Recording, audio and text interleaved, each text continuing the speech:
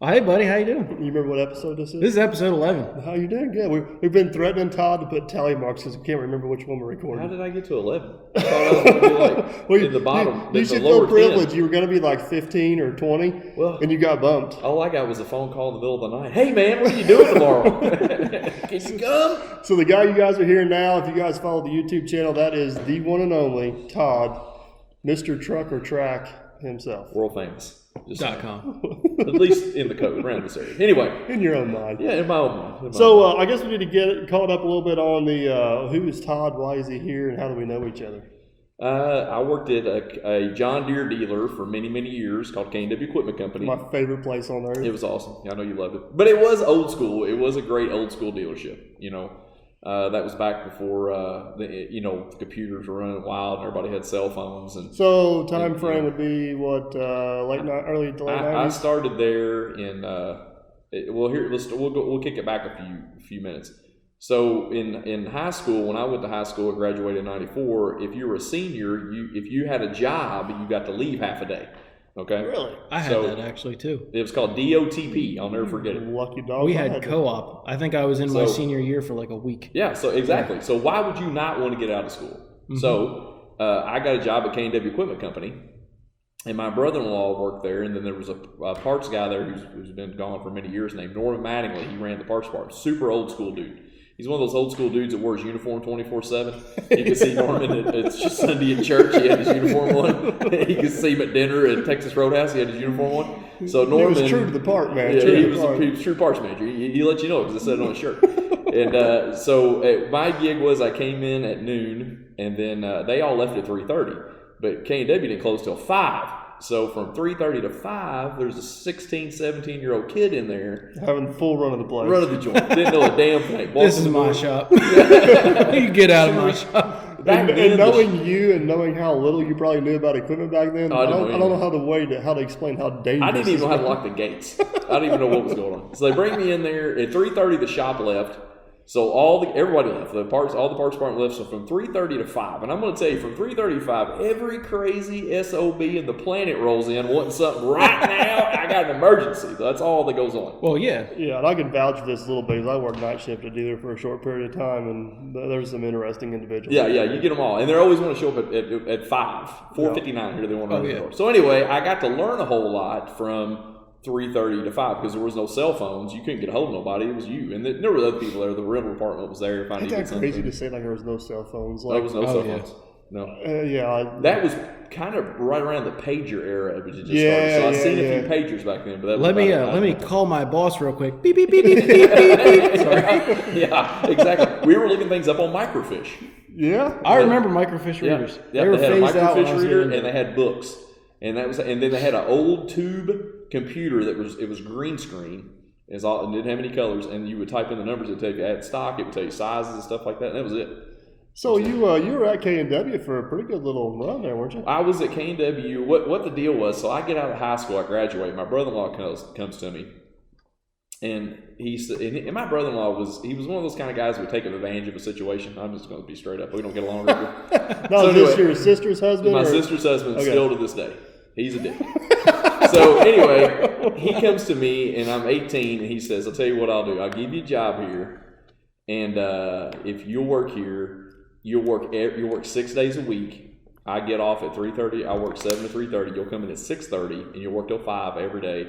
And Saturdays you'll work 6:30 to 12. And for 2 years at 8, so from 18 to 20, I'm working all the time."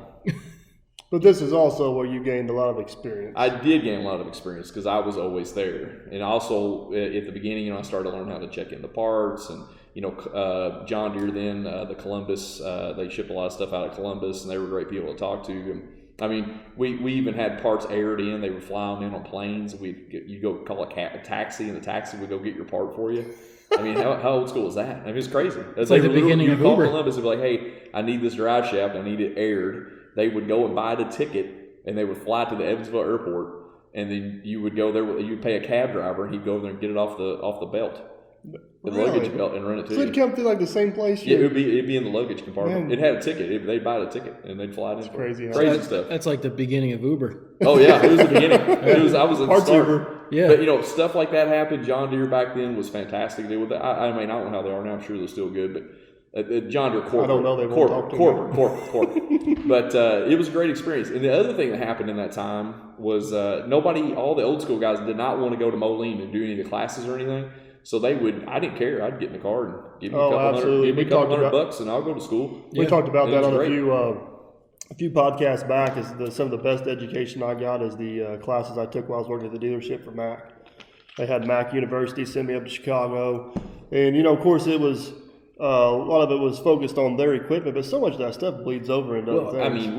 I mean, going to the schools and getting to learn all the education and going to Moline and, John Deere, Illinois is where it's made. Seeing the first plow that John Deere ever made or the millionth plow they made, because that's how they got started. Yeah. When John Deere started, they had nothing in Moline, Illinois. And John Deere goes, if you'll come work for me, I'll build restaurants, I'll build a grocery store, and I won't pay you, but I'll build you a house. You won't want for anything. Right. And that's how John Deere got started. The people that worked for him, they went to his grocery store, and he had all the infrastructure, and that's how he got started way back then. Sounds like a whole other podcast right there. It's crazy. The tours. Yeah. I would say one thing. I don't want to get too far off the topic, but we went there one time and we were doing the plant tour. It was me and Steve Fulkerson, the rental manager, and they had the first high-speed dozer sitting there. Remember the high-speed dozer? Oh, I do remember. Those things are cool.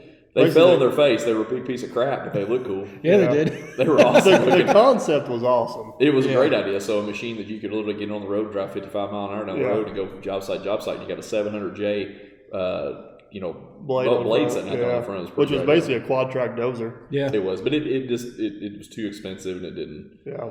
But anyway, I got a feeling at some point in life that's going to be one of those concepts that was ahead of its time. I think so. There'll be another version of that. Well, they tried to component that thing really bad. So that was a loader cab. It was some, John Deere ag parts, and then John Deere dozer parts. So it was a lot of mismatch. I have to tell you a story about when I knocked a windshield out of a Bobcat in that episode. Well, here, I'll go ahead and tell it. So anyway, why is there a Bobcat at the John Deere? Well, that's a great story.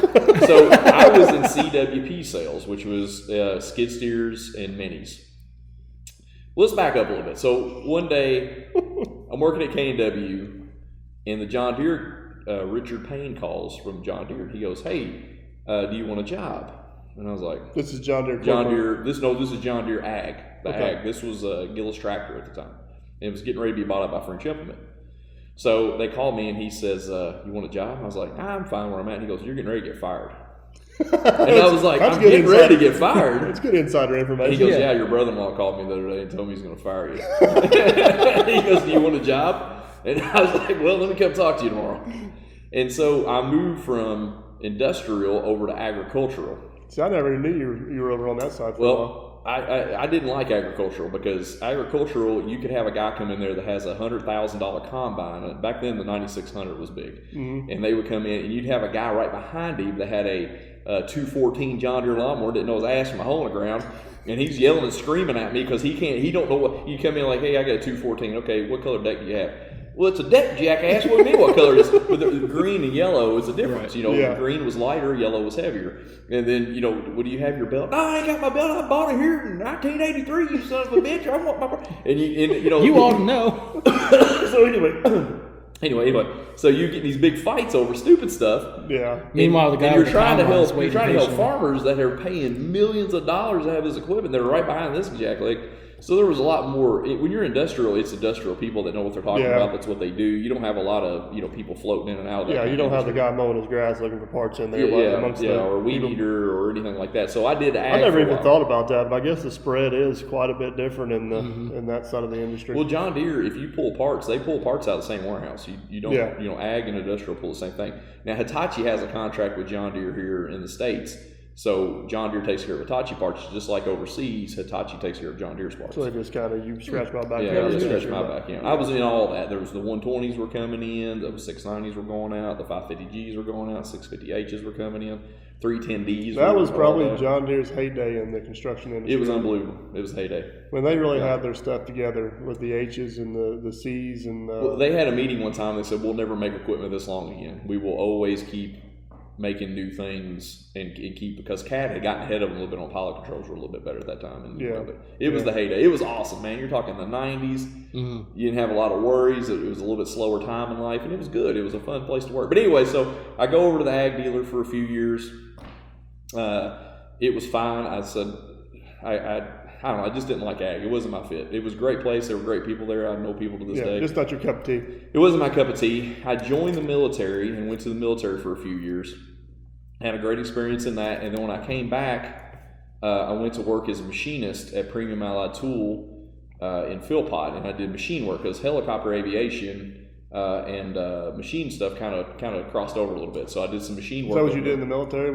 I was a 67 Romeo. I worked on Apache helicopters. Really? So I was a crew chief. Kidding. Yeah. So Thank you for your service. Well, I mean, I never I don't really talk. Two things you don't do in service. You don't talk about your service because everybody's usually makes it bigger than it is. I just worked on helicopters and ate hamburgers. It was awesome. I always got off the plane and was like, "Where's the best place to eat?" Knowing Todd is probably right. Yeah. Are they having lobster tonight? Where can I get myself a damn What time Dr. we get Pepper? up to work? Yeah. Well, that's early. Can we skip that back an hour? In the back of his mind is But there were people in the military that did, selfless things. That I mean, being on a flight line, you see people coming off it just in horrible situations. I was just a mechanic. Don't get me wrong. I know I had to be there, and I had to work on things to keep things going. But that was it. So anyway, I come back from the military. And I actually went back to French Implement, Gillis Tractor, and I said, "Hey, can I have my job back?" And they're like, "Well, right now we're booked with people." And I was like, "Okay." And Dick Chris at the time was the president of KW, and he had heard I was looking for a job. And he called me. He said, "Come back to work for us." So I went back there and worked. This was my longest run. I stayed there for a long time. I started backing parts with my brother-in-law. They moved me to the Evansville store because me and Mike couldn't get along. And the Evansville store was a hole in the wall. The Evansville store was in the middle of Evansville, Indiana, which is a pretty good-sized town, and you could literally get snake bit in there. Yeah, we had snakes. I mean, it was crazy. Yeah, it was. And it was the Evansville store was very jaded. They had been there for a long time, and they all knew each other, and they all took care of each other. And I was an outsider. Yeah. So they wouldn't take care of me. They were nice to me. Don't get me wrong. They were great guys. It was an interesting place, but it was stuck in its time. It was. We had one service truck. Most of the service trucks were dispatched out on Owensboro. We had one service truck, and John's service truck would break down every time it rained. Can't go out today, boys. Service truck broke down. What's wrong with it? I think power steering belt broke. I called down Napa 3 days out. God damn, John. Good news, the forecast looks good. Big snow would come. First truck's broke down, 2 flat tires. I'll be serious. It was crazy stuff like that. He never went out. But anyway, that was a great place to learn, though, because they would take the time to talk with you. It was a little slower pace. Owensboro at the time, for some reason, being a smaller city, was more going on. I don't know how to explain it. They had a lot going on. In KW's heyday, they had Bowling Green, Owensboro, and Evansville. And all those stores were going, and it was a really big thing back in there. I can remember going to the Bowling Green store and cleaning it out. It's Clark Forklifts is in there now. Yeah. But, I was the first one to fall away, and then Evansville never did really close. You guys, K&W ended up getting bought out by Herb Equipment, and that's about the time you left, right? Well, they came in, and I told Dick, and I learned everything I ever learned in sales. I know we're doing a podcast there. I don't really thank Dick for this, and I need to. But, Dick used to take me. So I'm in parts, and the CSA, Customer Service Advisor, one day, he has some health issues. And they said, "Do you want to go on the road?" They goes, you bounce around from there. I was like, "I'd love to go on the road." So they said, "You can be the customer service advisor and you can be the CWP salesman because of schooling." Because I would go to all that. Still, to that day, I'd be like, I'll go. Yeah. So I was certified for all that. If you're ever in my office, you can see all the plaques on the wall that I went to all the schools. So they put me in that job. And Dick kind of took me under his wing. And there was 3 head guys, Roy, Dick, and Steve. And I worked with all 3 of those guys. And I went to meetings and things that I was like, I shouldn't be here. I shouldn't be at this bank meeting, or I shouldn't be at this. They call them MUD accounts, multi-unit discounts. I mean, like MUD means like they buy 100 units. I mean, really? And I'm sitting in there like, what am I doing here? That was a big number. I don't know if I could even do that many zeros. Yeah. And I'm like, sitting back there, that number existed. Yeah, but I kept my mouth shut and I sat in the back of the room and I listened. I didn't talk back. I think that's an important point to point out. Is in the beginning.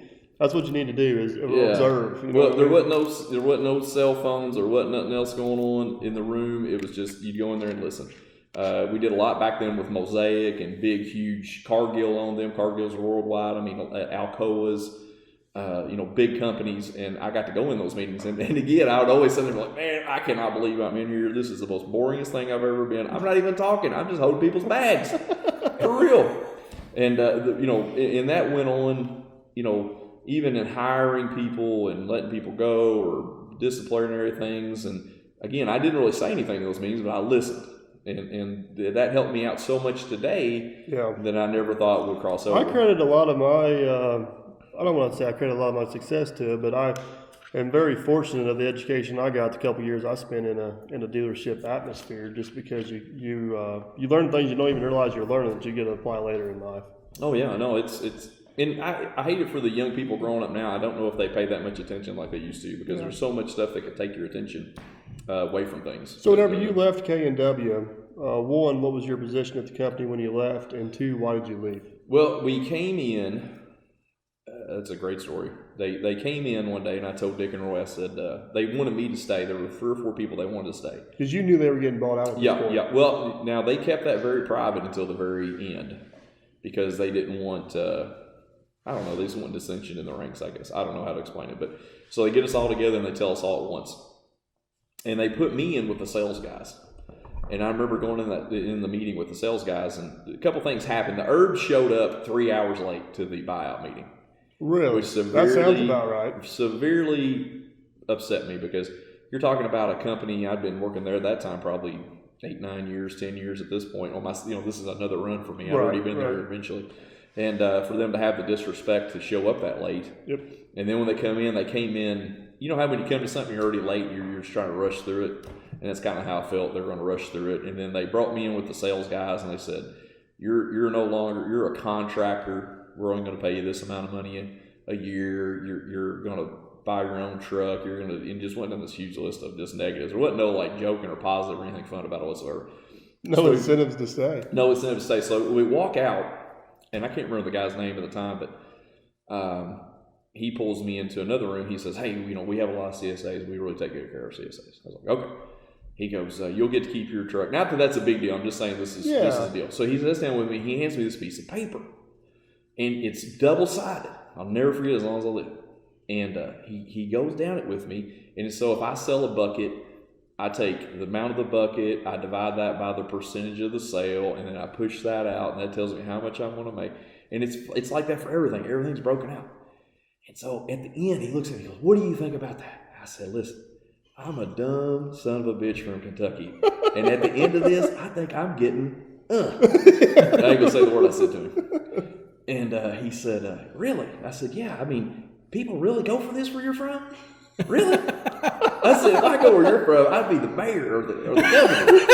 If somebody will sign to this. I said, I'll tell you what I'm going to do. I said, I'll work at K&W until the last day, because that's an honorable thing to do, and I'm done. And it was about a month, because it was a buyout, so it wasn't right. Yeah, that didn't happen overnight. Yeah, it didn't happen overnight. So I remember 2 weeks into that, they peeled all the stickers off one of my doors, and I had K&W on one door and nothing on the other door. I drove around like that for a long time, but it was just weird. It was not a good chance. They had told us that they weren't good at buying out companies. That's what they do every day, and I understand that, because we hire people, and I'm not good at that. I don't think as good. Steve's actually better at that than I am. He could talk to people that way better. But everybody's got their talents. Everybody's got their talents and different things. But their buying out a company was not good. It was horrible. It was a mess. There was a lot of misconfusion, a lot of things said. But anyway, so boom, 2 weeks are in, people start calling me. And I had sold stuff to IMCO many, many times. I sold Bob and Steve a dozer. I'd sold them parts. I'd gone down and seen the building and, been around. And I don't know. Back then, man, going and seeing people that was fun of the day, man. Yeah, that's a mentality that's really kind of changed over the years. Well, a lot of companies don't want people driving around anymore, especially with everything going on these days. But back, it's just starting to die off. But anyway, Bob calls me. What was his name? Holt called me from Bowling Green. Yep. Bob called me, and CMC. Yep. Called me. I told CMC, I said, this is going to be a real quick conversation. Everything you guys sell sucks. They're not going to be associated with anything you do. I'm sorry. You're out. Thank you. Have a great day. You guys suck. All never. Yeah, it was you went on and on. I was like, hey, man, I got to go. You suck really bad. I got to go. Thank you for calling me. But just scratch my name off of your list. And that was a really quick one. And then Holt, I did go talk to them, but it was so far to drive, and you could smell something was going on there, and they slowly got bought out a couple times. Yeah. I knew something was going on there. When you go to a John Deere dealership and they got like one backhoe on the lot. Something's wrong. You guys got any equipment here, boys? All I see is like shovels. No, you guys just show shovels? Where's the backhoes at? And what they were doing was getting their inventory down to sell out, because when you get your money down, you look more profitable. Yep. And that's what they were doing. So anyway, money in the bank's better than inventory on the lot. Exactly. So Bob calls me, and I'll never forget it. We meet at Panera Bread in Evansville. That's your average meeting spot around here. Is it really? No. Is that average? I didn't know. Anyway, he calls me. He goes, "Let's eat breakfast," and I was like, "Okay." So I was always at surprised you were up that early. That's where you can get breakfast with just bagels. Bagels. Yeah. Anyway, we went there, and he said, "I want you because you know everybody. When I go out and do sales calls, everybody knows who you are because you've been everywhere." And that was true. I mean, yeah. I could spend all day in Henderson. Now, we need to explain it. At that time, IMCO was a ground engagement company, correct? IMCO did two things back then. We did undercarriage and cutting edges. IMCO started in '87 because Bob worked for a company, and I'm not even going to try to attempt the name of it. I should know it. I've been told 100 times, but all they did was like big shovels and stuff up in Indiana. Because we're kind of in the coal mine country here a little bit. Yeah, and they did undercarriage and bucket teeth and stuff for big shovels. So I guess my point of that statement was this wasn't a Case dealership or a Cat dealership or a Bobcat dealership or John Deere dealership. This was an aftermarket. It's called independent. Independent. We're independent. It's a big I. Everybody would say. So you're kind of getting away from the corporate structure to some extent.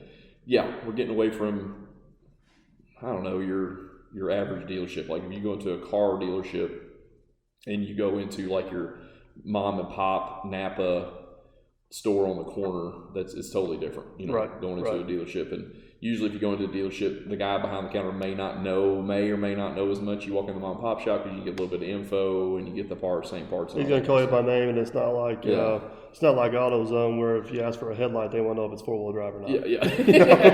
Yeah, go through the whole list. Yeah. What color is it? What year is it? What make is it? Is it got a windshield? Great. You go through the whole list. There's going to be a day that an auto manufacturer makes a vehicle that has different headlights for 4-wheel drive. Just to we always used to joke about exhaust fluid, and we got that now. So. Yeah. We can do a whole podcast on the Max Force engines that International came out with that weren't going to. Anyway, we won't start on that. Yeah, but anyway, so we had a whole podcast recorded before Jason got here about diesel versus gas trucks, which is coming up. I have a great diesel versus gas. I just went back gas. The Ford? Mm-hmm. Really? Yeah, the Eco Diesel. We had that. We added it up. Owning it for 3 years, almost 7 to 8 months of that was spent in the shop. We're going to save that for another podcast, though. We may have to get Todd back for that one. He's got a lot of good. Eco Diesel. Now, the dealership was fantastic. I'm not talking about the dealer. I'm talking just the Eco Diesel in general. Eco Diesel. Which one's that? That's Dodge. Cummins. The Eco Diesel is actually a Fiat. Fiat, yeah. Oh, so the truck that you had here before last time. Yeah. The Dodge. That was a 2017 Ram 1500 Eco Diesel. Oh, okay. And rode great, drove great.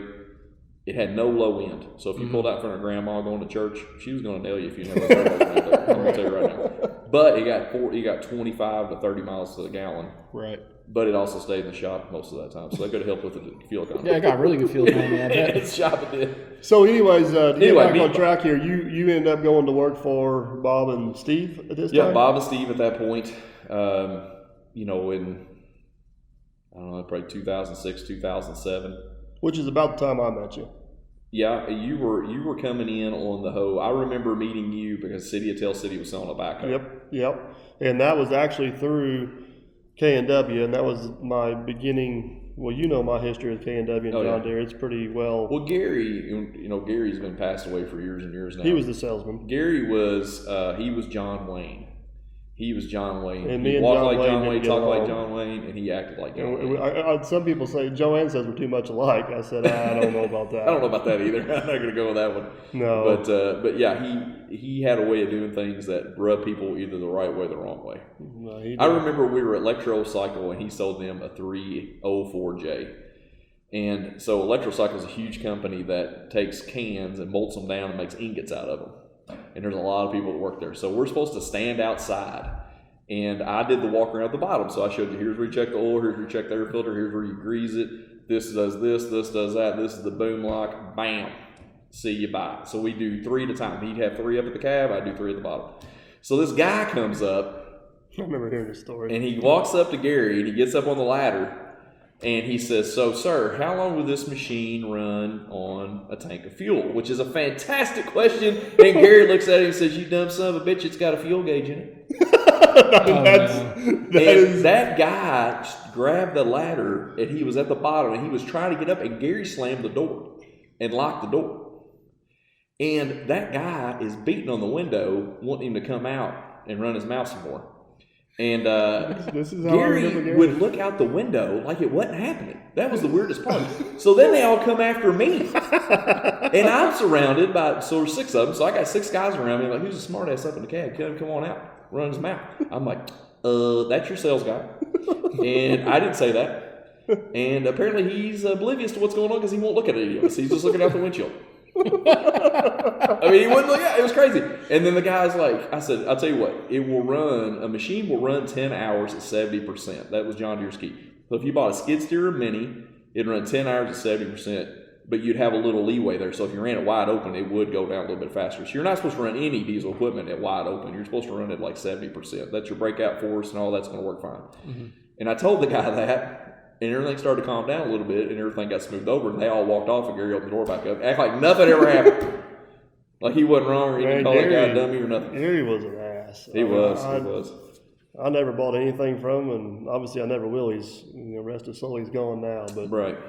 Wow, he was a piece of work. He had a different way of doing things. He definitely did. And he was part of the old school era that's moving, that's moved out. So that was probably the first times we crossed paths a little bit while you're still at, which that was pretty close about the time they were getting bought out or getting ready to get bought out. Yeah. But then you went to work for IMCO, which basically you were an outside traveling salesman. I worked there until October 31st, and that was the last day because I don't know why, but October 31st is like a key day for me. Always a lot of stuff happens in October for me personally. Really? Yeah. I like Star Wars. I like reading Star Wars books. And everything happens on Tatooine. I don't know why. Same with me. October, it's my big month. I don't know what goes on. Is it good or bad? No, it's always good. Always big changes. When me and Steve finally bought out Bob years ago. Bob was Steve's dad, right? Bob was Steve's dad. When I started there, it was there was just like 4 of us. Joey did deliveries, Barry was up front, me and Steve and Bob, and then Steve's sister Desi. So this was a pretty big change going from a huge corporate dealership to kind of a little mom and pop 4-person operation. Well, it's funny you should say that because Bob always said, I've hired all these kind of sales guys and stuff, and they can't do what we do because you have to be able to walk in one door and be able to sell a undercarriage and walk in the next door and sell window glass or solid. Yeah. I'm not a salesman. Let me clarify. I want everybody to listen real quick. I solve problems. I don't sell you anything. That's my motto. I don't sell you anything. I solve your problems. You've made a lot of my money disappear. So you need a hold up? I can solve that problem. Here, buy this track up. Exactly. So I've just solved, the tool for you, $100K. Yeah. But anyway, it worked out good for you. That's a good saying. I don't sell you anything. I solve your problems. And that was part of Spoken like a true salesman. Yeah. Hey, I didn't say I was bad at it. You know what I'm saying? But I got in and I understood how things worked. I could go and sell cutting edges or help, go into a road department. And K&W, they were a big old huge axe, and IMCO was more of a scalpel. It would go in. I never knew who they got those grader blades from. It was IMCO. I never knew. I'd go to Davis County Road Department, Henderson, Franklin, whatever. I wasn't selling that then. It was IMCO the whole time. Yeah, they were just kind of behind the scenes. They were behind the scenes, quiet. They didn't make no. Just doing cause no problem. Yeah, nobody ever had no complaints because they didn't do nothing wrong. They just they took care of it. Oh, this isn't right. We'll take care of it. Well, you don't have to say anything else. We'll be on our way. We'll get it taken care of. Mm-hmm. That's how we still do it today. We just take care of it. Yeah. And that's. So transitioning over, I was already kind of in that genre anyway, or was. And a lot of the same customers. Right. And it worked out really good. And then we took it from there and worked for So you time. Worked, for Bob, you worked for Bob for how long? I was probably there for, I don't know, 8 years or so. Bob kind of came, when I started, Bob told me, he said, hey, I kind of want to step back. I'm in my 60s or. So you hired him thinking that this is going to be more than a job. This could be a. No. When I started there, I thought I'm the outside sales guy, and that was your place. And Bob's thinking about stepping back a little bit, but he was going to take care of the mines. because I'm better at the mines. Steve's still better than me at the mines. I can't do the mine stuff like he can. I can get through it if Steve's off on vacation or something going on. I can muddle through it, but he knows it better than I do. So after the course of about 8 years, Bob's really wanting to step back now? Yeah, Bob's like, it's funny. Me and Steve, I first started, me and Steve were in a little office in the middle of the building. And Steve had a couch, and we had like stuff thrown everywhere. Which I guess we should point out is I've got a very good video on my channel. We actually visit, and we actually tour all this, and you guys can see it. See it in person, and Steve's on that video. Right. We start there, and we had a desk, and the phone rang a little bit. I remember we could play basketball in the back and stuff. We do, if you want to go home early for Thanksgiving, if you could throw the football through all the rafters, you can go home early. We did stuff like that all the time. Now, is Steve the guy that Aaron convinced he was like 60 or something? Yeah, no, he convinced. Aaron, he was, what was that? Aaron had him convinced he was like 54 and looked good for his age. I walked back there and he's like, man, I can't believe that guy's 54. I said, who told you that? He said he did. I said, consider the source. Well, and Steve was pretty cool because we went down there to film. Todd kind of knew what to expect. I've did business with Todd for 15 plus years, but I've never met Steve. Right. And I think Steve was a little bit naive and a little bit apprehensive about having these clowns down there with cameras, walking around his shop. But he warmed up to us. We ended up having a good time with Steve. In Steve's defense, you got to think his dad had that company when he was a kid, and that's where he's always worked. He's never right. He don't know anything. Yeah, he's worked there, but in a positive like that, you go get that kind of experience. You can't buy that kind of experience. No. Working with your dad, learning about cutting edges, and going to Black Cat and going to Columbia and going to all these places that make this stuff, and you're with your dad, and he's taking your 13 years old unloading trucks, and that you can't buy that kind of. That's impossible. So as time progressed there, at some point you guys had to have a conversation of, hey, Bob's backing out. Who's next in line to take over this company, right? Well, there's a couple of things that happened at that point. We had. I don't know what. I know we were in the front office, so I kind of do it by how we moved offices. So Bob comes in. This is the timeline. My desk was here. This happened. My desk was here. Next was the bathroom. No, anyway. So Bob comes in one day. He goes, "Hey, I want to move from the front to the back to the middle office. You guys move up front, and you guys will share an office." Which it's funny. I did. Bob's like, "Go out and buy yourself a desk." I didn't want to buy a desk, and I got one out of a barn. Because I didn't want to buy it. It's still there to this day. I painted it black and everything. Really? Yeah, it's hilarious. And I felt so bad. The guy's like, I'll take $100 for this desk. And we picked it up. It fell apart.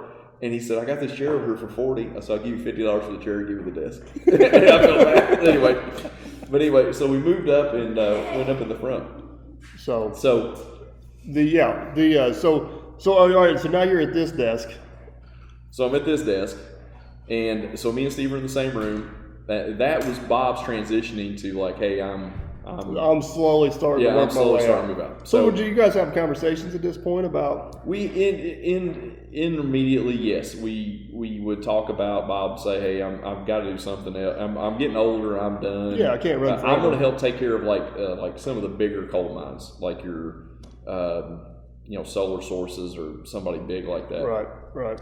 Because those are hard to get in with, man. Those you can't blow smoke into those. So I guess one question I have, I don't know, is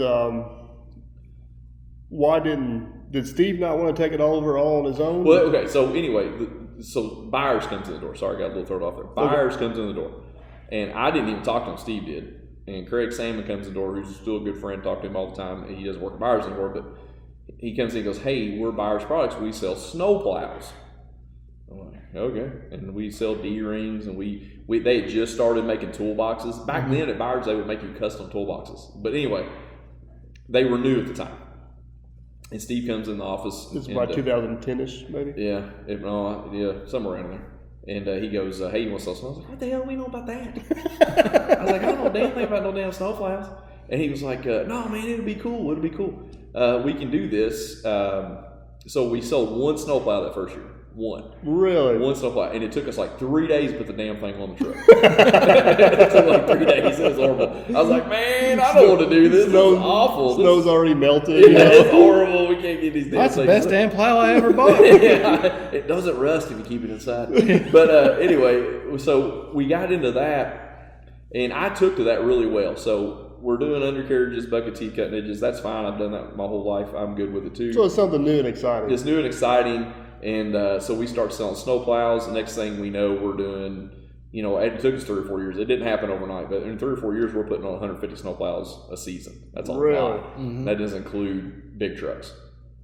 So you guys do everything from a pickup truck to a big tandem axle. So we hit this brick wall one day. So we start going to these bid openings, and the municipalities, which are huge for us, as we do. I would say every dump truck we build, but a lot, 90% of them. So we go in these bid openings. They're like, oh man, I like you guys, but I want turnkey. I just want to get in and drink my coffee and drive down the road, get my red man. They don't going. want to mess with finding the guy to mount it. Yeah. Because up to that point, what we would do, they built the dump trucks, and then we would bring them down, put the spreader in the back, and put the plow on.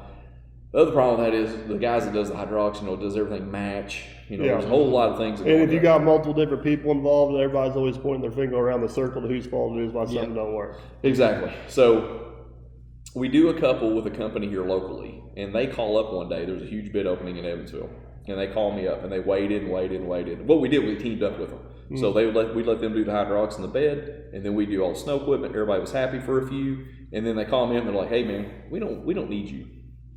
I'm like, "Really?" And I'm like, "Yep, we appreciate it, but we don't need you. We're going to do our own thing. We're going to do our own. We already do it. We're just cutting you out. We don't need this partnership or this friendship. You're out." I was like, "If you do this, then I got to start doing it. You understand that, right?" And they're like, "Good luck to you." I was like, "Okay." Don't you love those? Yeah, yeah. So I was like, we have sales guys out. We're pretty experienced in what we do. And they didn't care. They were like, "We're out." So everybody lost that deal. I don't know what happened, but we didn't get that 3-truck deal. So we went out and started asking people, "Hey, what kind of bodies do you like?" And Cry-Steel around here was pretty big. And Cry-Steel's owned by Federal Signal, which is part of the Ox Body, J Craft, Rugby family. It's a big. Back then it wasn't as big, but it's big now. So already with buyers, we got buyers. They're huge now. My God, they're big. They're a monster. Yeah. And then we got on the flip side, we've got Cry-Steel. So we call Cry-Steel up, and Cry-Steel tells us they're very enamored with us at first. So we start selling some bodies. Who is this, and what are you trying to do? Yeah, they're like, "Who you boys now? What's your address again, son? You sure you got the right number? Don't call here again." So we started selling some bodies out of called Galleon Godwin bodies. Yep. So Galleon Godwin bodies. They're great. They're a bunch of they're from the deep south. "How you doing, son?" "What do you mean that cylinder's leaking? You're a dumbass. Don't call her again." Same with Cry-Steel. They said don't call her either. But we started slinging their bodies. The problem with it was we got big really fast. We started slinging some bodies, and there's some companies in Louisville took notice. What would happen was we would order them from South Carolina and I forget exactly, North Carolina, wherever they're made. They would run them through Louisville and drop off their load, and they'd be like, "Who's them 6 bodies going to?" "Well, they're going down to IMCO." And so it was like they couldn't figure it out. They're keeping tabs on it. Yeah, they're like, "Who's them 6 bodies?" Because they put the closer bodies up on top, so our bodies were always on the bottom of the loads. So we start lighting it on fire. The next thing I know, Godwin's mad. They're pissed off. They're pissed about it. I'm like, "I'm selling your bodies. Why are you pissed?" They're like, "We got big dealers up there." I was like, "What are they slinging?" "Not as much as you, but they've been a dealer for a long time." I was like, "Well, I hope that Good Old Boys Club's going to work out for you." Another thing, too, that happened, we had sold a company called Good Roads, plows and spreaders for a time, and Godwin had bought them, so we kind of got grandfathered in. Yeah. But we were like the redheaded, like your cousin you don't like. Yeah. We were those guys, the redheaded stick. We were young and brash and doing things we weren't supposed to do. And probably doing it different, outside the Good What Old do you Boys. mean you put the hydraulic valve in the front? That's stupid. That's stupid. You don't do that. We've done it for 40 years. We put them in the back. Who gives a damn? So anyway, all that happened at the same time. They're calling us up mad. Because you're selling too many bodies. I'll tell you a funny story. We went to the NTEA show, and there used to be a guy named Dale. I ain't going to say his last name, but at Godwin. And I'm chewing him out. I got my finger out. I'm putting it in his face. Steve's behind me buying hats from a hat vendor. And he keeps bumping into me. And I'm like, I'm cussing, I'm throwing it out. Good. And Steve bumped me, hey, you want yellow on them hats? I'm like, yeah, yellow be nice. Yellow be nice. You come here, Dale. And I was chewing it out. Hey, how many you want? I don't know, about 300 be nice. Can they give us a deal on that? And yeah, you give it. And we were chewing, I was screaming and hollering, and we're buying hats at the same time. Steve's in the booth behind me, right behind me, shoulders back to back, buying hats, and I'm chewing Dale out over his bed. But so anyway, we get kicked out of that club. I don't know why. Did they wish you good luck too, or no? They just said quit calling or quit. I don't know. We had some warranty issues with them, so we have warranty issues. We're already the redheaded stepchild, and then they're mad because we're selling too many. I never understood that. Because we're upsetting the old men's club in big cities, and then they were cutting some corners on a few things I didn't like either. And also, you call and you're like, hey, can I get a red body? Son, we make them two ways, either not painted or black. You pick. Sorry, I didn't know this was Henry Ford. I said red. Boy, listen, son, are you deaf?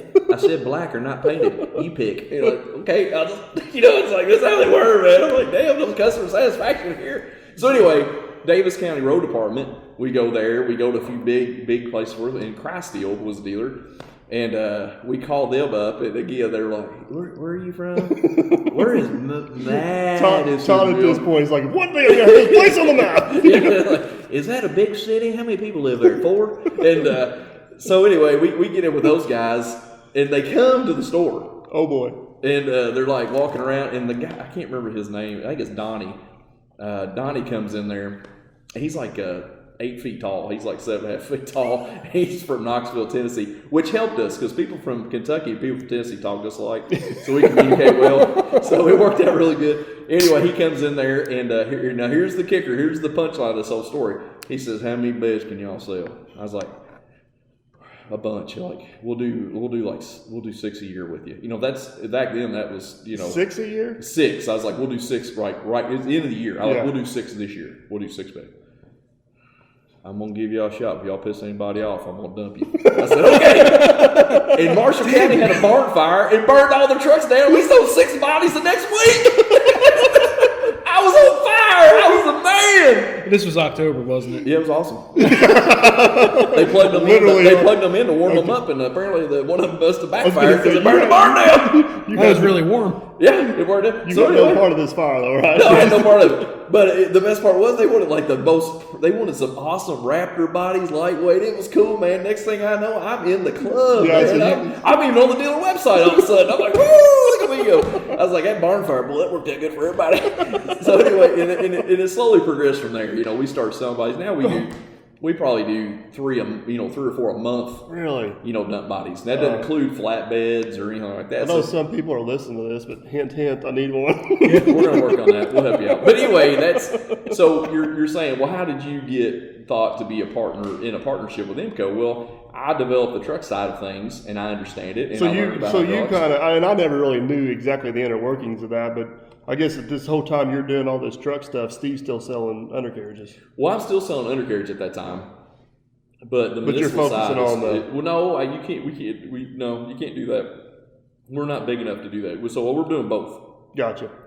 We're building the ladder up on both sides. So truck side's moving, and I'm going to go all out here, and I'm going to say the truck side probably overtakes the equipment side at this point because. So you still got all your old business, and you build this whole new business. Yeah, we built a whole division. We have 2 guys now, maybe sometimes even 3 guys that work all the time on trucks. I mean, fast we can push them out, 9Xing them and putting lighting on and putting flatbeds on. And this is the first year we stock bodies. This is the first year we actually tried to do lean. Like we first started, we knew what we were doing, so we order everything. It's like because the truck guys would be like. Yeah, Todd, that truck's going to be there September 1st. We want that truck of the 2nd. That's how truck guys are. You're like, okay, buddy, I have it all. And so here I am with like, I don't know, $50,000 worth of equipment, dump bodies, hydraulic systems, all sitting there. Hey, where's that truck at? Oh, damn, did I tell you the 2nd? Oh, shit. It may not be there till November. Yeah, and you're sitting on sitting on $50,000. So we've cleaned that up too a lot. We've learned to anticipate more of the buying. We've gotten better. We've been doing it now silent for over 5 years where we know now what to order. Here's the other thing too, I shouldn't say this, but I go in these bid openings like, I'm gonna do this custom lights for you. You're gonna love it. It's gonna blow your mind. I do it on every truck. It's totally custom. Hey man, we're gonna do this special hydraulic system for Force American. It's gonna blow your mind. I do it on everybody. So when they call it like, hey, this valve's, I got it. Oh, you stock that? Oh, was that custom for you? Yes, it was. Yes, we do stock it. It's custom ordered. Well, it worked out so good on But yours. it works if one guy builds all your trucks, he knows where all your parts came from. Yeah. And we do custom things for people if they're going to do an asphalt patcher or they're going to do something, a different plow. We do that, but I try to keep all the trucks the same. Every warning light that goes on, we have all that stuff. So it makes it smart. We try to do air controls instead of cable. We try to upgrade things. But anyway, so the truck side gets really huge. Bob comes in. He says, "Hey guys, I'm done."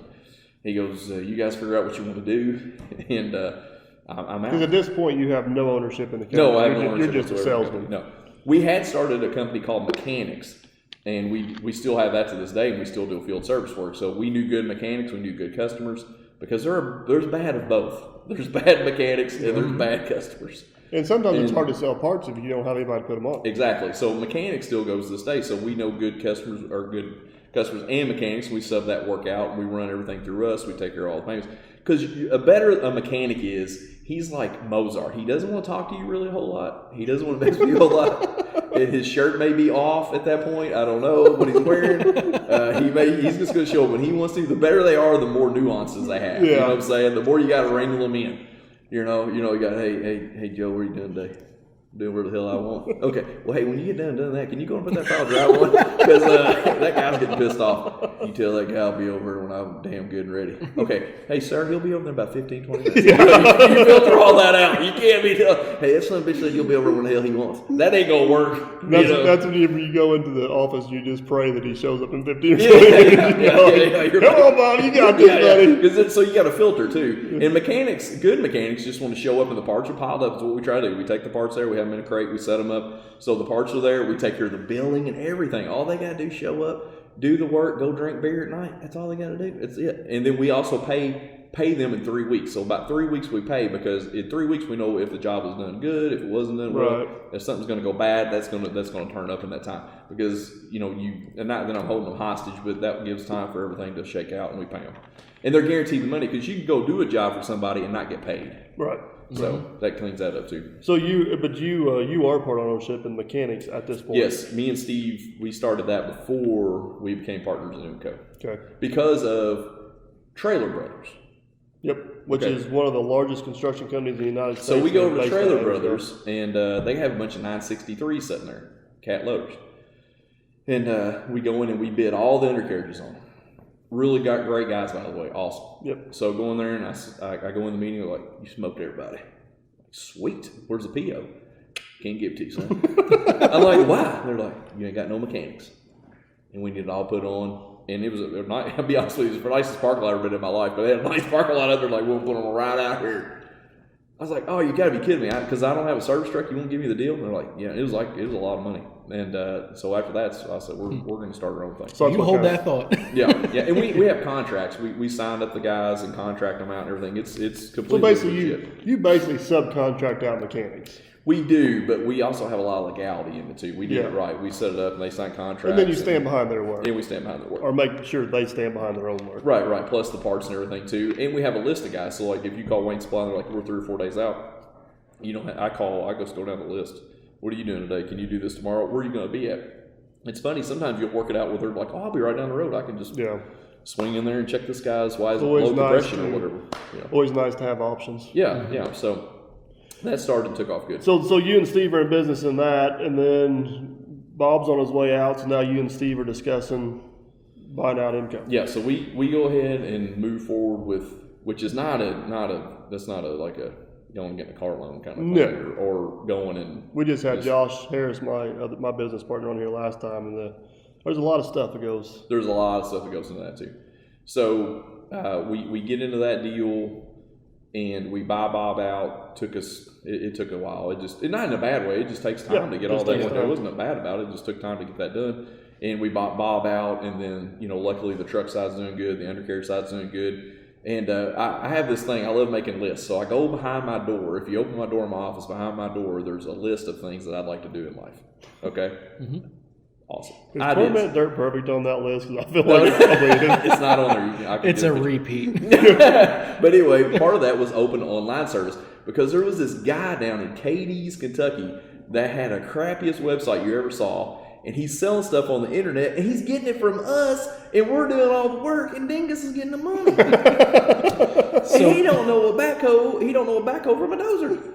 So the title of that list on the back of your door is what pissed me off today. Kind of.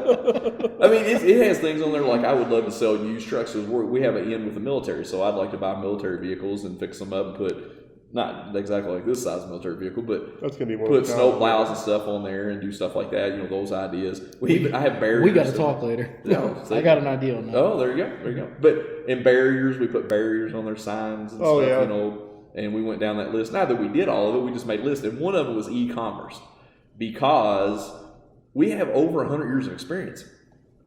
Man, there ain't very little you can call in there and nobody in that building don't know. Yeah, and there's, I'm sure we'll get to this, but a lot of these online salespeople, like you said, they have no clue what they're selling. So if you need service out of them, good luck. Mm-hmm. Yeah, and I come from everybody there comes to the old school thing. If somebody calls you, that's a compliment. Yeah, they called me. That's an honor for somebody to call you. They don't have to call you. No. There's a whole lot of people out there they can call. And with the internet nowadays, the options of getting phone numbers and connections is a lot easier than it ever was. Exactly. So I guess the timeline. So you and Steve are now partners in IMCO. Yep. Then the next day, you're like, "Hey, Steve, I'm gonna start a website." No. So there's a company, and this is how this starts. So there's a guy that in IMCO's website in 2020 is one of our goals, or 2021, I'm sorry, is to revamp that. But so I called that cat first. Now, me and him did not get along. Me and him was fighting on the phone. And he definitely didn't get along with Steve. Steve don't like him, and I don't love him. So we ain't, you know what I'm saying? You can't do something like that. If you don't like somebody, you can't do business with them. Right. So there's another company. So he's out of Paducah, so we cut that guy off. His name was Todd too, so it didn't work out. No, there's the problem. There's too many Todds. So anyway, then we started this other company in Massillville, and it wasn't their forte was to do websites, but they felt like they could do it. So all I did on this one, just like going back in time and listening and keep my eyes open and listening, and I really didn't bring Steve in on it because not that he wasn't going to be a part of it, it's just that I wasn't wasting his time. My time. Right, you want to see if there was a viable option to go down. We go down all these cool options and we get all these ideas and everything. And when I gave him the login to Buyers Products, I thought that dude had a stroke. I thought he had a seizure. He's like, "Oh my God, how many items are on here? It's still going. It's still going." Because I thought there was like 10. And I was like, "No, man, there's like 100,000 things on here." He's like, "I can't do this. You're freaking crazy. Get out of here." Oh my God, it's still loading. It's still loading. My bar's still spinning. What the hell did you do to me? Have I got a virus? And I'm like, "Dude, calm down." There's a lot, and that wasn't even the ITR side of stuff. We didn't got into that. I didn't even get log into that. So he's like blown. His mind's blown. He's out. And we did have one meeting with Steve in there, and I had like 10, and it just didn't work. So I said, we got to find somebody else. In life, in anything I do, I try to call around and ask people. Yeah. So I call, just like Christeel, I called around, "Hey, who do you like? Whose beds do you hold up? What do you like? What do you do?" So I started calling around, and there was a company in Owensboro called Tanner West. And I called those guys, and Jason and them were great. We had some meetings with them, and they're the nerds. It's all they do. And we'll get to that in a little bit. Yeah, we'll get to that. So we go there. And this took 2 years. 2 years. So what was your so the website you're talking about is what I advertise on my YouTube channel is Truck or Track. Right. So what, like in the very beginning stages, like what was your vision? Were you trying to compete with somebody? I heard you say once, and correct me if I'm wrong, but you wanted to be the Amazon or aftermarket. Well, here's the thing that pisses me off about websites. So you get on there, you get on somebody's website, and you're looking for a D6M undercarriage. And it says, "Call me for a price of availability." Oh my God! Really, bro? They're out for me. Really, bro? They're out. Okay. Oh, and then usually you go to the bottom for contact us. You can't even call them. You got to send them an email. Oh, exactly. Yeah. Call us for a price. Jason speaking to the choir. Yeah. Joke's on you. Yeah. So you just wasted your time at night. Because that's how I vision it. You work all day. You have a long day. Absolutely. You go home and you eat dinner. You get a shower, you clean up, you go sit on the couch for a few minutes, you pull your laptop up. "Hey, the sprockets on my D7, man. They're shot. Yeah. I just need I wonder how much that costs. Just how much does it cost? Really? Well, I need to budget it in my next couple months. How much is that going to cost? Yeah. Man, I got busted by the DOT today. I need some warning lights. Man, I just need I wonder how much those cost just really quickly. And everybody that has a track has a truck. Everybody, you're going to have to haul it eventually somewhere. And those two things went together. That's where it came to. And when we started it, we said, listen, I want the prices of all of it on there. They're like, well, your competitors are on. I was like, that's great. Tell them to log on. Log that son of a bitch in. Do it. Because other problems are logistics, like shipping. I know IMCO, I know you guys think we're crazy, but we pick up 50% of our freight at the terminals. We don't have it delivered. Really? Yeah. So logistically, we already have that in the bag.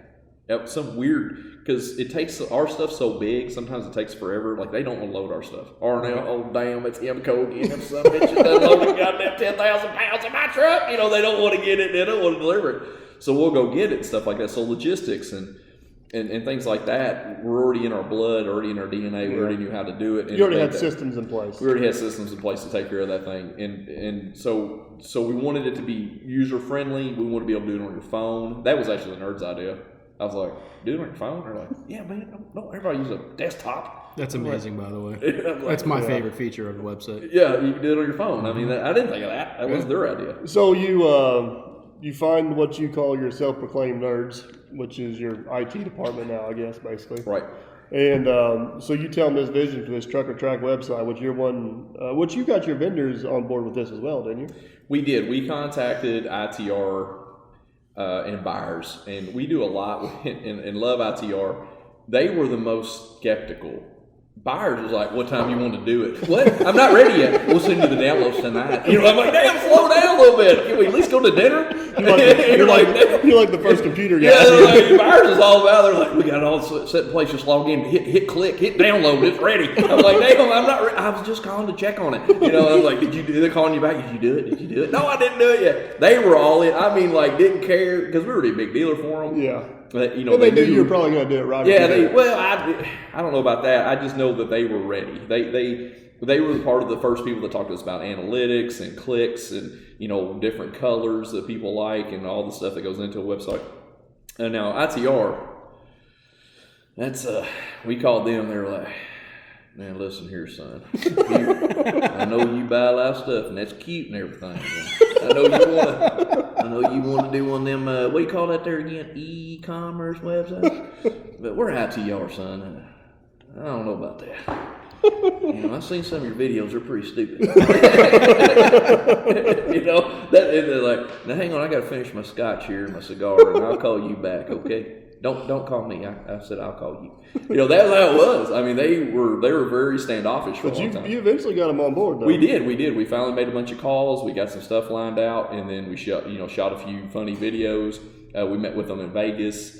Way before and mentioned it. Not this last one, but before that. Now, in full disclosure on my behalf, me and you are still doing business together, but you were no longer the salesman calling on me. I got a new guy. We do. We had to get part of the problem was I got overwhelmed. I mean, you try doing all the truck stuff, So you said if I needed parts from IMCO, I called Todd, and for about 2 years there, I called Justin. So I hadn't been talking to Todd a whole lot. I had no idea they were building this website in the background. Right. Well, the website, I mean, again, I knew it was going to take time. I think it was going to take 2 years. But to get it, I don't know, on the buyer side of things was okay. We still need to clean the website up and make things easier to find. It's just that's every website. Yeah. And then on the track side of things, you have to have a clue of what's going on. You have to know what a sprocket is. So we also had to teach the web guys a little bit about undercarriage and stuff. Luckily, Chris, the head guy over our stuff that we talk to every day, he had worked at a parts store before and he kind of understood things and it helped. So it took a lot of time because you just want to be able to go in there and click, click, click. Our system is not an exact copy of what we see on the dealer side because we're logged into ITR and buyers all day long. We have their sites pulled up and we have the dealer logins. It's not an exact mirror copy. We had to make it easier. Right. Okay. We had to even easier it up because it's still not easy unless you're in the industry. Because I want some guy that owns an old 450 and he's like, I'm in Pennsylvania. We ship a lot of stuff to Pennsylvania and up in Rhode Island and stuff there. I want him to be able to sit down and be able to look it up too. So you guys spend 2 years building this website. Yep. Invested a lot of money in this thing. Yep. Haven't got any return on investment yet. And you basically go to ConExpo 2020, and you're kind of going to launch this thing. Like, this is going to be the big to do. Yeah. Like, We had done a soft opening on the website in December of 2019. Like soft, like at first we were the only ones that could log onto it, and we were debugging it. And then so we meet with this guy called the Google guy. And I'm not going to say his name because hopefully he won't listen to this, but he comes in, man. He's like all disheveled. His hat's crooked this way. His shirt's turned this way. And he comes barreling in the room. And he's like, the nerds are all the nerds weigh like 90 pounds. Their hair's slicked back and they don't talk. They just go, and they type all the time. You're like talking, they're typing, and they're all eating carrots and drinking V8 juice. And our Google guy comes burning in. He's like, just like us. He's knocking stuff over. He's like, ah! And he comes in, he flops down, he closes the computer open. I'm ready for my meeting. I'm like, dang, who's this guy? So it's the modern Kool-Aid. It's the modern Kool-Aid. It was crazy. It was I don't know, but I like him. And apparently they had met him before because they didn't even look up. They were just like, here comes the Google guy. And then here he comes in. So here's part of a launch when you do a new website is you're going to have somebody promote your site, and you pay for that. It's not free. Mm-hmm. And it's a lot of money. I ain't going to go into the money part of it, but you're supposed to get a return on your investment.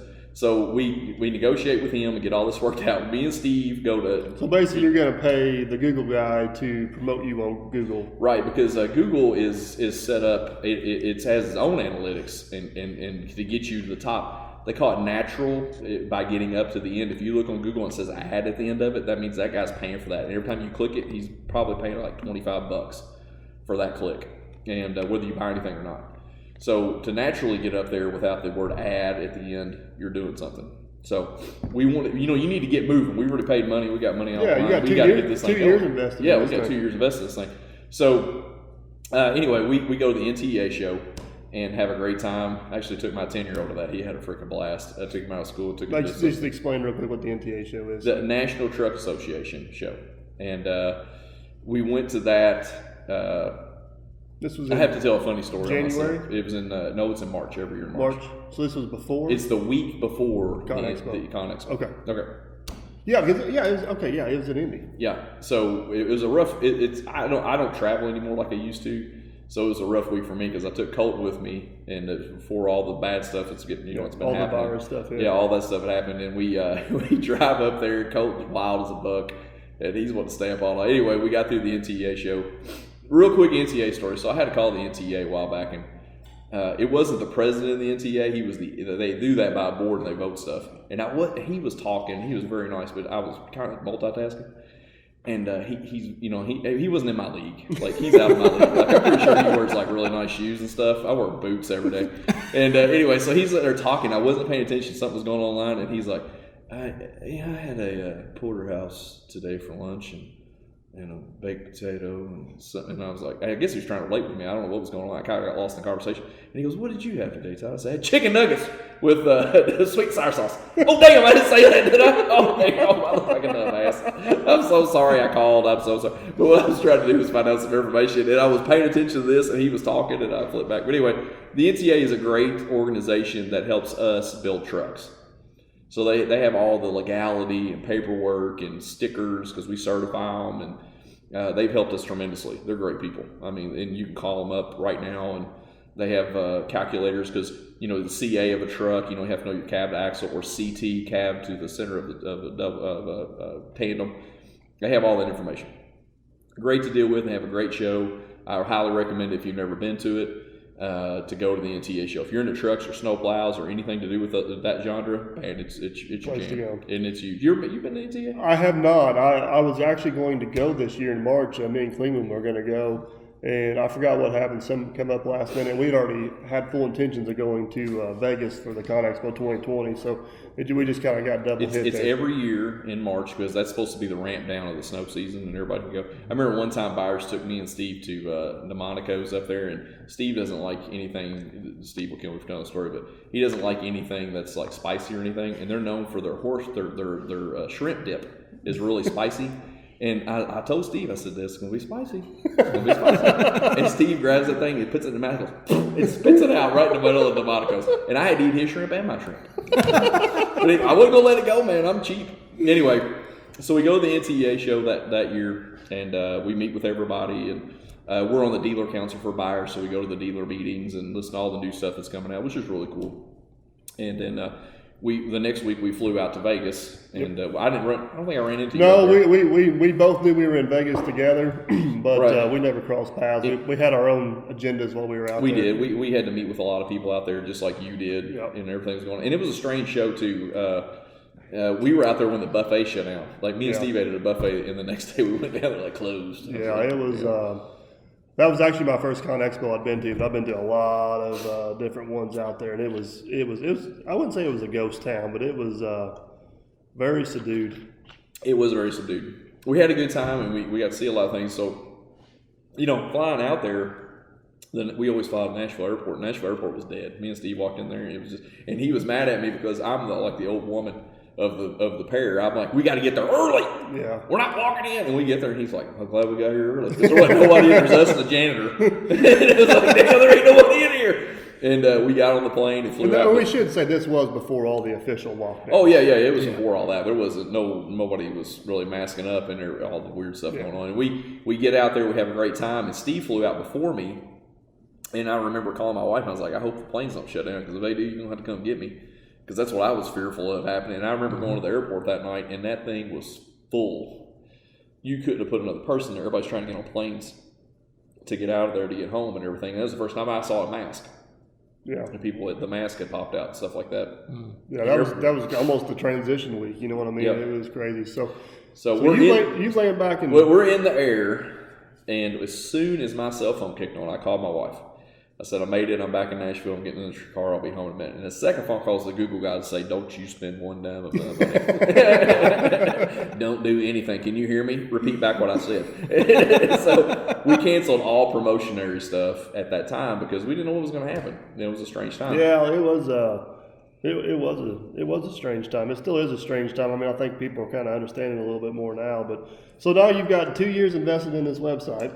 You're getting ready to do this huge launch. This thing's going to go crazy. You're going to pay all this money to Google. It's funny. And now you're back on the back burner again. Exactly. Well, it was out. So it's out there, but it's kind of like. But nobody knows about it. Yeah, nobody knows. It's kind of like a fish in a pond. You can't see the fish. It's in there, but we're just a little bitty fish floating around in a big old pond, and nobody knows.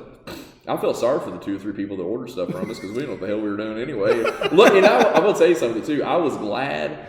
I can't remember what the first thing somebody ordered was, but I was like, I feel sad for this guy. I feel so sorry. But I'm going to take good care of him, but I feel bad that he found us.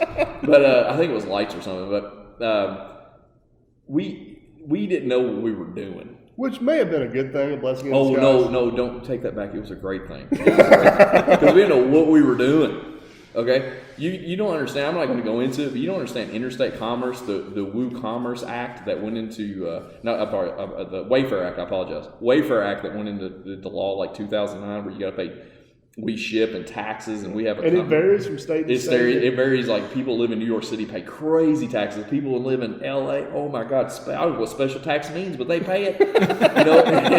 I mean, it's crazy, and all that has to be figured on the website, and it goes through a couple software systems to get to us. So we had to figure all that stuff out, and we deal with a company called, I'm going to say their name because I hate them. We deal with a company called Avatax that does our calculating for our taxes. And they sucked us in like, oh, how are you, Todd? You're great. So if you give us this amount of money, we're going to set you up and we'll get everything done. It'll be easy. And it's like, okay, here's the money. Who are you? What? Who? Hey, this Avid thing's not working. I don't know who the hell you are, but don't ever, it was like, and then you would get in there, you would get people on the phone, they wouldn't help you. You're like, hey, this isn't working. You know what? I take care of red dots. You'll have to talk to Jimmy over here about blue dots. And then trainer and Jimmy, this blue dot's up. Oh, it turned purple? Oh, I don't handle those purple ones. I mean, that's how their company works. But still to this day, we have trouble. You just flip around in the whole anyway.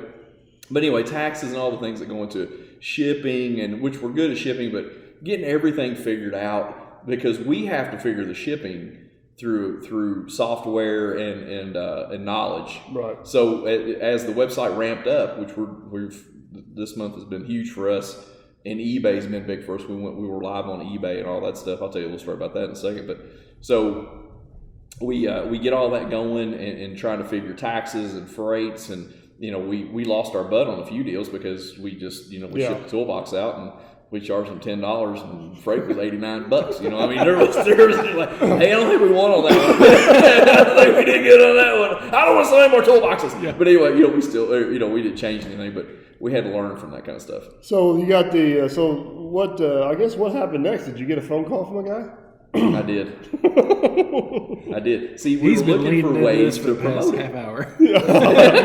I've sat here for 2.5 hours to get this done. Yeah. But we were looking for ways to promote the website, and then that in being knowing you and working it around the other Did you way. even know I was doing a YouTube channel at that point? No. So the story I get is I called you. Story. Huh? I love this story. Yeah.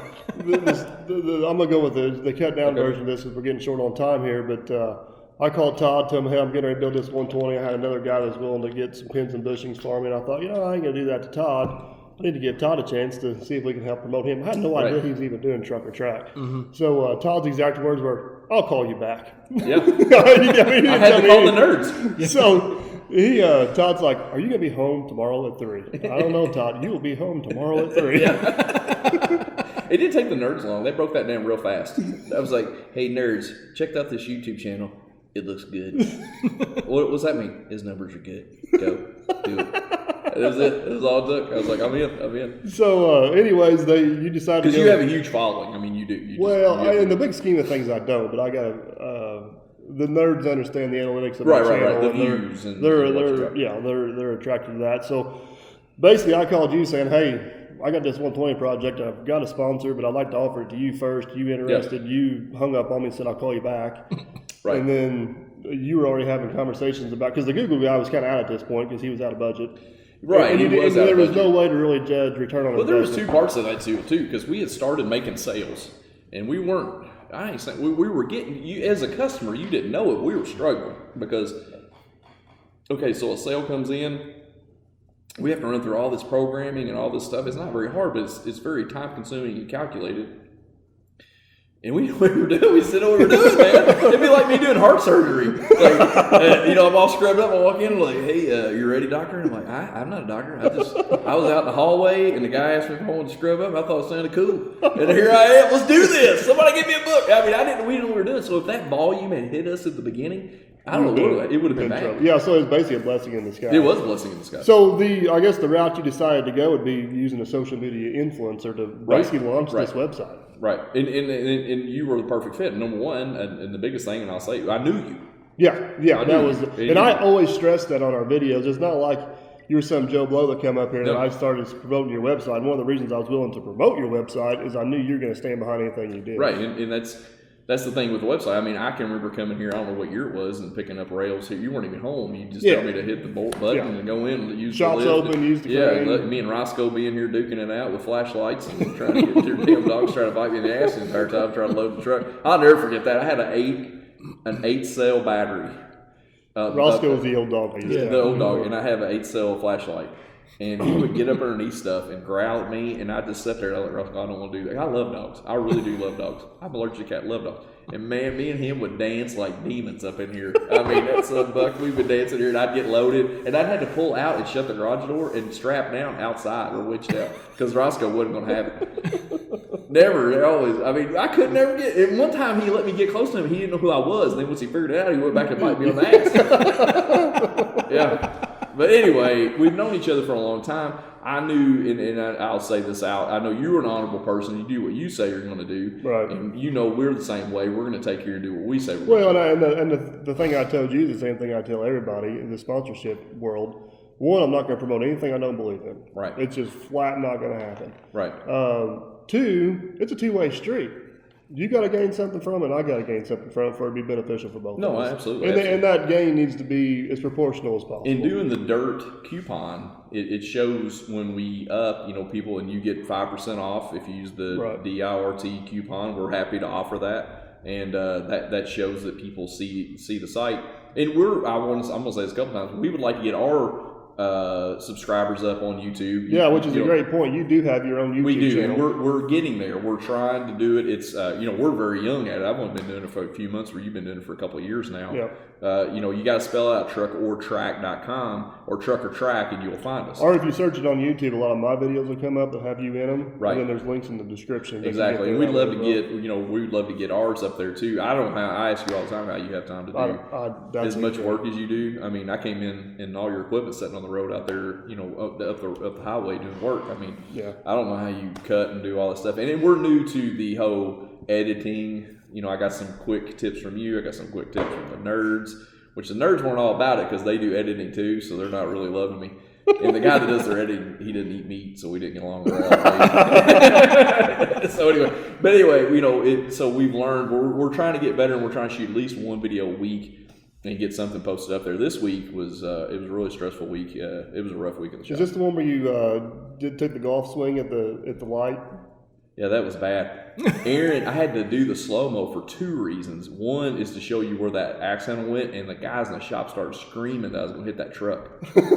Brand new truck. Brand new truck. He loses the axe handle. They'll just have to go to your you have to go to YouTube the channel and check it out. I So. like the rubber track stretching it one, where we take it and hook it to a 700J and stretch out the rubber track to see how tough it is. It's pretty interesting. And we're going to do a lot more videos together. We're definitely going to do some track inspection videos. And I've called who we had talked about. I don't want to mention her name on it. We've got permission to do that anytime we want. So I guess we're running short on time here, so we'll wrap this up. I guess one question I get asked a lot, and this may be a better question for the nerds, I don't know, but I've been very fortunate to have some awesome sponsorship opportunities through YouTube. Right.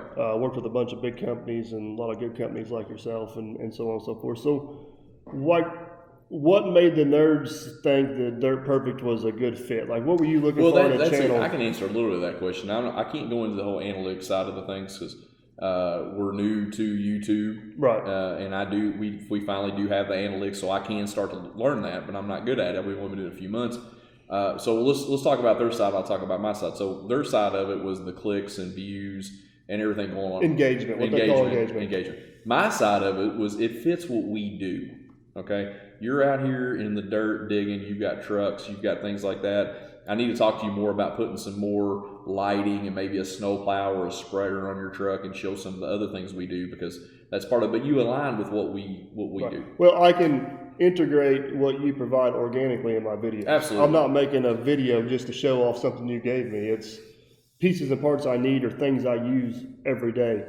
Right. One thing I always say that I feel like I do better than some other YouTubers that do the sponsorship thing is the way stuff's presented.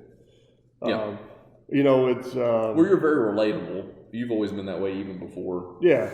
Even before I even called you the Mayor Derby. Oh, let's not the go Mayor there. Derby. Oh boy. The Mayor. Back there.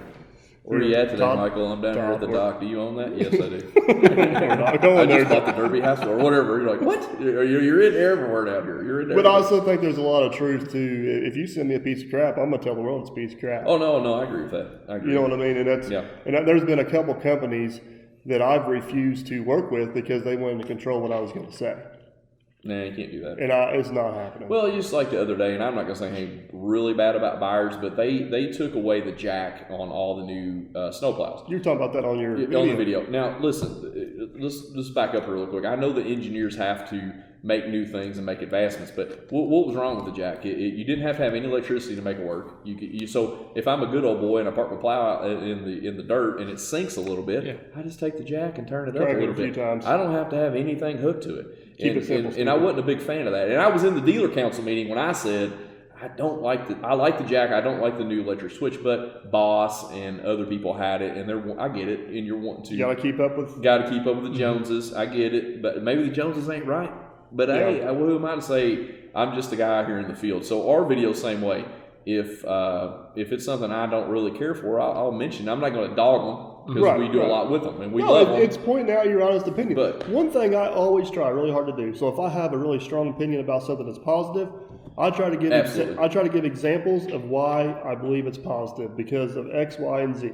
Right. And the vice versa of that, my Kubota rant video was one example of that where I'm talking about all the bracketry.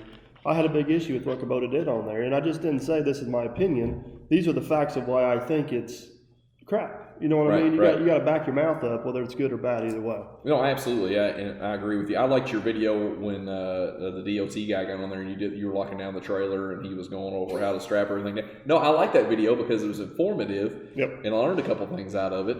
And it was still entertaining. It was still entertaining, and I enjoyed watching it just because you were locking down the trailer and showing how you did all the load binders. I never knew what a speed binder was. You need to be a dealer with speed binder. I need to either. get you with Steve, man. Steve's an awesome dude. Speed binders are awesome. It was awesome. Go in there and just take the drill and suck that down. But anyway, So, all right. So, real quick in closing to wrap this up. how long have we been on there? How long have we been on here? About an hour and 20. Man, it was easy. You talk a lot. Can you believe that? No, nobody ever said that before about me. So this is one question we've talked about this a little bit. I don't know how you can answer it, how you want to answer it. So basically, you sponsored the 120 project. You pretty much sponsored the majority of the parts that went on the 120 to rebuild it. In return, I think we discussed 12 to 15 videos or something like that. Right. So did you and the nerds have? If we do this for him, we need to see this in return. No. So did you have any expectations of what to see on your side? No, I know that sounds horrible to say it that way. No, I didn't have any expectations. I knew from... And I'm not asking to be nosy. I'm just asking to be curious. No. Like, what did you know from your side? I know how my side works. Kind of what's the thought process from your side? There were a couple things going on at that time. We said we need to get a little bit of promotion going. So we need to get our own YouTube channel going. This is just a few months ago. And at that time, to be honest, they were in control of the YouTube channel, so we had to run the videos through them. And there was a few they didn't like that I loved. But anyway, so I have control of the Which means YouTube. they were probably good ones. And I have control of the YouTube channel now. And the other thing, so we wanted to go that direction. You were already on there. You had a great following. You had good videos. You're aligned with everything that got. Yeah, I think at the time we were having these conversations, I was probably 30,000 subscribers and maybe getting 500,000 views a month or something. Right. So that was good. And then the other thing too was we sat down with the guys and were like, hey, we need to get another genre going. And Amazon apparently is very. You don't want to put anything on there. Their fees are really big, and I don't know. They if you do good on something, then they're going to come out with their own Amazon. I had an Amazon e-commerce business for a while. They changed a lot of policies about 2.5-3 years ago, and made it really hard to get into. Yeah, so nobody wanted to do that. So eBay, we went eBay, and I'll never forget that meeting. I'll even tell you the number. They were like. For $500, we can put 1,000 items on eBay. I said, where do I sign the papers? It wasn't that easy, by the way, but it was funny how they were like, it was like, it's $500. I was like, where do I sign? Not stop talking about it. Let's do it. You know what I'm saying? That was the end of that meeting. Yeah. And they have a really cool they have a ping pong table as their meeting room. Really? So when you go in there, it's an old ping pong table, which is it's a very nice room. Has big, huge TVs in there and stuff. It's a ping pong table. I love that ping pong table. Let's sign some papers, boys. Come on, nerds. Let's do it. Let's turn red. I'm going to take my iPad in there next time and type on it while they talk. You'll have Z. Slow down. I can't type that fast. But anyway, I appreciate you letting me come on the show. I didn't know. I'm sorry we ran over a little bit. No, you're fine. I guess the last question I have for you, and you may have already answered with the last one. So the video started launching. I guess did it exceed your expectations? It did. We had a lot of sales, and it's every time you launch a video, we track it by that coupon. Which is the dirt coupon. And we can also track it off of clicks. Which was my idea, by the way. It was fantastic. I'll give you props on that. So we can track it through analytics too, because it's crazy the amount of stuff. We have this system called the Talk system. So it's the first screen that I have up on my computer. So I know where you came from. So if you clicked off of me from YouTube, I know you came from YouTube. I know if you came from Google. And then I know what you're looking at. I know where you're from. I know all your stuff. Now, this is a free system. The pay one, you can find out all kinds of stuff. But we do the free one. It still works, so I can actually talk to you on the website. I'll be honest with you, I usually tell people email me directly, and then I can talk to them. Yeah. But the Talk To system tracks everything, so we can see when they come from YouTube, and then when they use the Dirt Perfect coupon or the Dirt code, we can track that as well. So real quick here in closing, I'll wrap this up. Todd called me one day. He's like, "Do you know people in Hawaii watch you?" I'm like, Todd, people. That was super scary. We've also have a new rule at Truck or Track. We don't Google their houses anymore or where their stuff's going to. It's like, I shouldn't have done that. We don't do that anymore either. I said, Well, I said, people watch me all over the world. Do you know how much it costs to ship such and such to Hawaii? I said, Todd, by the way, we can go into a whole other podcast on shipping. Alaska, we had to cut Alaska off. I'm sorry, everyone in Alaska. I apologize for this. But you can't ship, like, you can't throw it on R&L and they take it to Alaska. It's got to go on, like, it goes to, like, Seattle, and then they got to transfer to, like, Pacific Transports or something. Really? That's a whole other animal to get it to Alaska. But yeah, thanks, Hawaii. But anyway, I don't know if Hawaii's out. I think we cut them back off. I'm sorry. We're just doing the lower 48. He's like, they used your promo. He's yelling mad at me like it was my fault. Canadian people get pissed off, too. They email me dirty stuff all the time. Like, and that shipping it's complicated. So, it is. Well, Todd, man, I appreciate you taking the time to come in and chat. And well, hey, if you guys have a chance, go to YouTube, type out truckertrack.com or Trucker Track, bounce off of Dirt Perfect. We really There's appreciate also it. links on your website to your social media as well. There is, and we're trying to get our game up on that. It's taking a little bit of time, but we're getting there slowly but surely. And thank you. We've been very busy. We've had a great month this month, and hopefully we're helping you guys out there in the world. If you have questions or problems, we can help you. It's been a fun. Of course, we've had a relationship way before social media, but even the social media side, we've been having a lot of fun with. And it's been fun talking to the customers too, because we're here to help. And at first, they almost seem like they're not, like we're going to trick them or something. I don't know. They're like, because we'll sit down with them and spend 5 minutes. Hey, you need to do this. Yeah. We'll help you with those things. So if you have a problem, let us know. Todd always gets a kick out of people whenever they see him on my videos. They're like, you really know that Dirt Perfect guy. My favorite is when Todd is like, yeah, I know the idiot. What are you talking about? I got a message from Mike. It says, well, I just got a message from Todd. He said, the nerds gave me the password. It's on. It's on. It took a long time to get that. I don't know what the deal was. I was like, didn't I pay for all that? They're like, yeah, well, they give me the code. All right, Todd, man. Thanks a million. We'll probably have you on again. Hope everybody enjoyed. And yeah, as always, it's been a few points from perfect. We appreciate you watching and listening. And if they got any questions, check out all his social media. We'll try to link it in the description. And we got our email. If we are a few points from perfect at yahoo.com. You guys have anything? So that's all right. Thanks, Todd. Thank you, guys. Appreciate it.